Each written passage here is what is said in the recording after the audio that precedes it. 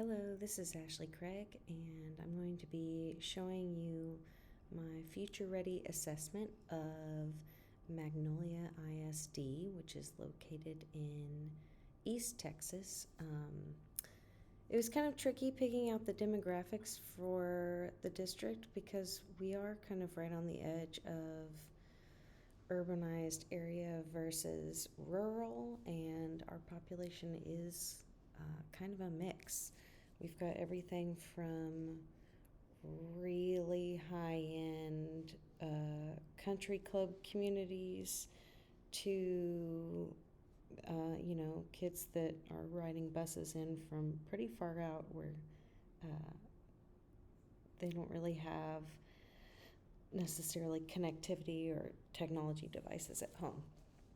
Um, in picking out which of these 7 features are in the district visions, honestly, none of these are truly explicitly stated in the district vision, but I do address that later in the document. Because the funny thing is, in policy, yes, that's all covered. In practice, in the things that we're doing, we have these elements happening. It's just that it's not necessarily stated in the district mission and vision.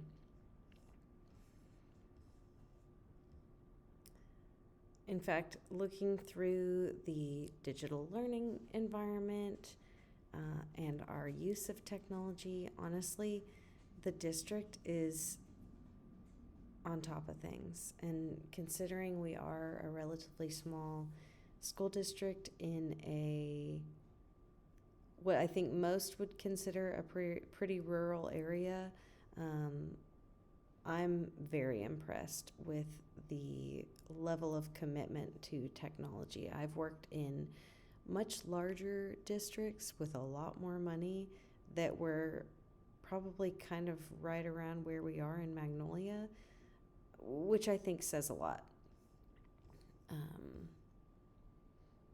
For year 1, looking at curriculum, instruction, and assessment,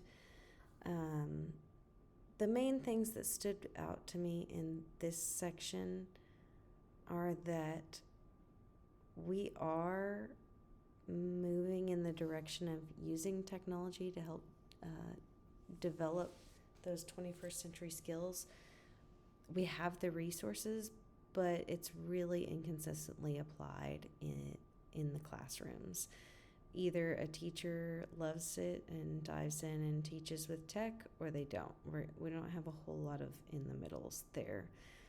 So I see this as a huge opportunity for us to grow. This year, our district got a new system called Dreambox, and it has resources for language arts and math. And when the year started, they told us, have at it. And then about 4 weeks into the school year, we actually got training on Dreambox for the first time. And we're sitting there going, oh, that's what we can do with this.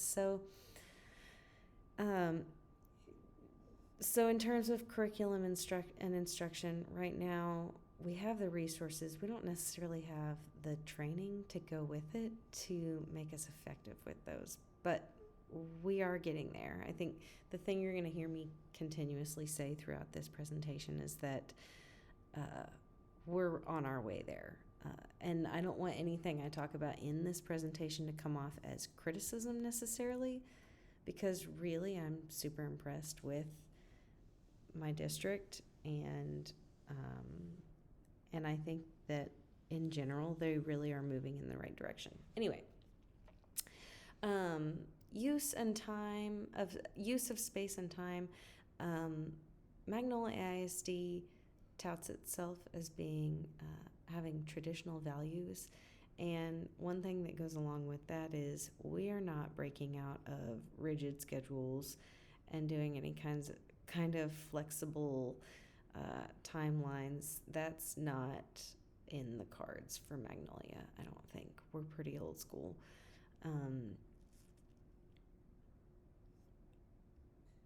with technology, networks, and hardware, this is another area where Magnolia ISD really impresses me. And I don't know if I mentioned it in this presentation, but in other presentations I've mentioned that I'm brand new in this district. So, everything I'm talking about, I'm seeing with fresh eyes, and I'm kind of poking through and looking at things, but trying to do it in a way that I'm not making any enemies. It's a small town, so better to tread lightly and work my way in and make allies rather than go barging in and telling them what we need to do differently. But one thing that this district is absolutely doing right is the IT department, the hardware, the networking. They are incredible. The entire team is super knowledgeable. They're responsive. If anything goes wrong, they are super on top of it. This is, I would say, probably, well, I won't say the best district I've worked for in those terms, but pretty close to it. And interestingly, now that I'm thinking about it, both of those districts were really relatively small ones, and so maybe that's a big element there. We do have one-to-one technology in my district. They are Chromebooks in the classrooms. Magnolia ISD issues the devices to the teacher, and so the Chromebooks are class sets. Personally, professionally, I believe that's the way to go. I have worked in a district that issued actual laptops to the students, and I have to tell you, all they do is destroy them. I know you're shocked. So there's no way that is cost effective, issuing them to kids. Okay, I said there's no way. Maybe there is a way, but we're not there yet. In data and privacy, my district is so on top of this that in some ways it's sometimes a little bit limiting. And so in my evidence, I brought up the fact that in Eduphoria, the district has it set up so that only the people who absolutely have to access data can. The problem is we have a lot of students with accommodations for special education, for their 504 designations, for content clarifiers and things for English language learners. And the only people that can assign those accommodations to the kids in the system are those people with the super access. Whereas I've worked in districts before that the case managers themselves had access, and they were the people who were responsible for making sure the kids on their caseloads had their accommodations turned on. I prefer that method because legally, now I am not a case manager, but I do work with SPED, and legally I'm the one who's liable if that student isn't getting accommodations. So I feel a lot more comfortable with the case manager, who is also responsible for these things, having that responsibility versus somebody who's in another building who I don't know, and I don't know if they have gotten an email when we've had an ARD, and you get the idea. It can get out of control really fast when you don't necessarily know who's making the updates and things like that. In community partnerships, Magnolia ISD is very proactive in communicating with the community and getting them involved. I'd say one of the big limitations for us is, I said not a priority on the cultural awareness. That I think would be more on the district level than campus, because it does kind of vary from campus to campus. But we like to get people really involved. I think every school district after the pandemic got really good at holding parent-teacher conferences and ARDs and things like that through Zoom or Teams or Google Meet. And that has really, as time has gone on, it's made it a lot easier for us to keep parents in the loop without them having to take off work to come in. The other thing is we allow parents to create a parent account in Canvas, and they can go in and see what their kids are working on. I know there's a lot of there are a lot of political emotions when it comes to parent access, and I don't know what anyone's politics are. I'm not going to get into that, but I will say that for my class, everything is in Canvas. I even make the kids say that out loud to me. What do I put in Canvas, guys? Everything. And I do that on purpose ever since I started putting absolutely everything in Canvas. And I'll tell you, it is extremely structured. I'm highly organized. My contact from parents has practically dropped off. And it's because the vast majority of contact that I had from parents was asking about, did so-and-so turn this in? Or so-and-so's grades are slipping. I'd just like to check in and see if they're doing their work. Or so-and-so was out. We need to know what they need to do for makeup work. Well, now guess what? It's all in Canvas. And so everybody can find it in Canvas. And parents still reach out to me, but now it's when they have legitimate questions that actually need my feedback, not, well, you get the idea. This is the gear that I've been trying to get down to, because this is the main weak point for MISD. We do have professional learning for educational technology, but it's very limited, and it's really more directed at people who are going to be interested in that stuff to begin with, if that makes sense. So our digital learning department has a Canvas course that any teacher can go into. You can sign up for different things. It's entirely self-paced. It is not required. And as you complete different little modules in it, you earn badges, which is really fun and everything. But, the only people who are doing it are the people that are already using technology in their classrooms. So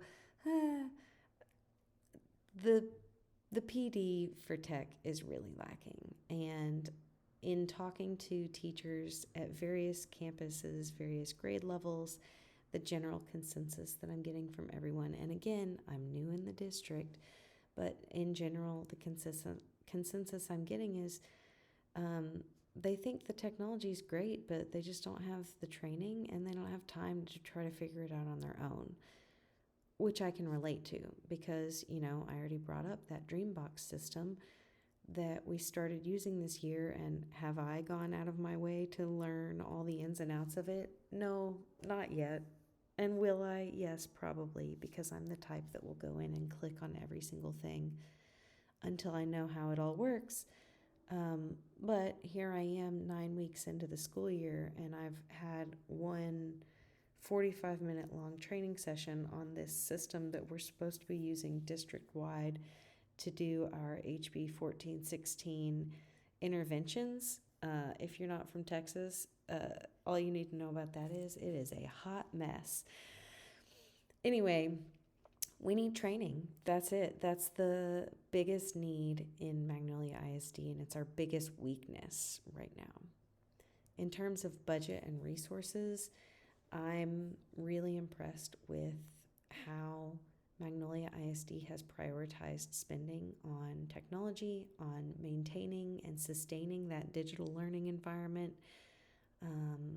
And as the district continues to grow, because we're having just exponential growth right now, and it's not going to slow down, they're going to have to start building a lot of new campuses. So I don't know if the priority on spending for educational technology will remain the same, or if that will shift over time as we are committing funds to new facilities and new technology versus maintaining and sustaining what we already have. it's really the things that are kind of district-wide or for the mass audience that we really have on lockdown. For instance, Canvas and online textbooks, which we have a variety of different ones. But then when it comes to budget for resources that are a little bit more esoteric, that's where we get into muddy water on what we will and will not spend money on. So, for example, our district has experienced enormous growth in emergent bilinguals. That's the fancy new term for ESL, or students whose native language is not English. But our schools no longer have access to Summit K through 12, which is the online system that has previously been used to work with our kids who are learning English. But we don't have it now. So we are winging it, which is not effective in education. But, we have a team of highly educated teachers who are doing the best they can, and we're figuring it out as we go. But boy, it sure would be nice if somebody who signs checks would pay for a new Summit license. Not to get too deep into the particulars. In terms of empowered, innovative leadership, we are on top of this too. My favorite thing about the empowerment in Magnolia ISD is that the digital learning department has built this internal network of liaisons at the campuses. They are classroom teachers. They're not like tech people that are on campus. They are teachers who work on the campus who also happen to have taken a bunch of training and can help teachers on that campus with implementation of educational technology. This is brilliant because we're in a small district with limited resources, limited humans, and our digital learning department is really small. In reality, it's only 2 people. But with their liaisons, they have little tentacles that reach out to every single campus so that people can get the support they need quickly and easily. And if it's something bigger, then good old Kimberly Thompson will come over to campus and sit down with that teacher and help them further. So it's a really awesome system. It's highly effective. It works well for the classroom teachers on the campus. It works well for digital learning because they know people are getting the help they need.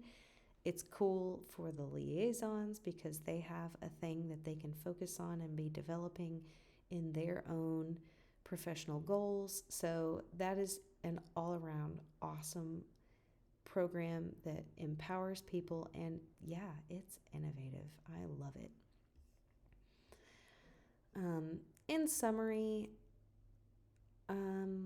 Magnolia ISD is a small town school district that does, as it says on their website, have traditional values, and within that, a great commitment to setting our kids up for the future. We don't have everything perfect yet. I don't think any school district does, but we are growing every day in our ability to meet kids' needs. We are expanding in our ability to customize curriculum based on their needs, and this is only going to continue to grow. My biggest recommendation for the district is training, training, training. That's the missing piece. It's the thing that people need most to be able to use a lot of these resources. And right now we have resources that we've invested thousands of dollars on that are not really being used effectively. So for instance, within the district, the curriculum and instruction department creates some assessments, but really campus teams are responsible for building their own formative and summative assessments. And the way that this is kind of framed out in the plans is that there's a formative assessment around the middle mark of the 9 weeks, and then the summative at the end hits the same TEKS again to see how the kids have grown. Well, if we were to start using, for example, ED, our online textbook from HMH, then we could be collecting data every single day with everything that we're doing. And so then I'm not just reporting on how they did on the author's purpose TEK in September and then looking at it again in maybe November or December. I'm reporting on their progress on author's purpose on a weekly basis. And I can see if they're trending upward or downward, or if there's a fluke, right? We could be collecting data in the same platform continuously so that we can actually really, truly analyze how these kids are doing and also provide intervention. Because like ED, if any of you guys have this or many other systems do similar things, I can go in and look at a report from an assessment we did about a story, and then I can click one button to put my students from that class into groups that I can use the next day in class to provide intervention or extension. You can't beat that. I have walked into the room across the hall and watched my colleague and her co-teacher manually sitting down and trying to create heterogeneous groups or homogeneous if they're doing skill-based flex groups. And we don't have to do that. We can be so much more efficient and so much more effective than that. But people need training to know that they can do those things. In conclusion, I feel really fortunate to be working in a small town district that has such great resources and such a commitment to getting the kids to use the resources. I have worked in districts with several times as much money, and the teachers flat refused to use technology. In fact, I came from a district where after a group of students were caught cheating, the colleagues on my team, their response was, well, then I'm not going to use technology in my classroom at all. We will do everything on paper. And that's just not the answer, and it never will be. So I feel very fortunate to be in such a tech-savvy district. We're growing, we're getting better every day, and it's really exciting to see where we're going. Thank you guys for listening, and have a great night.